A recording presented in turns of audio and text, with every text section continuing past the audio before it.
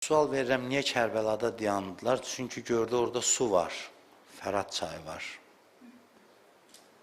Uşaqlar səhrada suyun yanında dayansınlar ki, susuzdan ölməsinlər. Bu karvan hərəkətdədir. Artıq görsən, ağlamaq səsləri gəlməyə başladı məclisdən. Bax, budur Hüseynin möcüzəsi. İmam Hüseynin möcüzəsi budur. Yeryüzünün cənnət sakinlərinin kərvanıdır bu.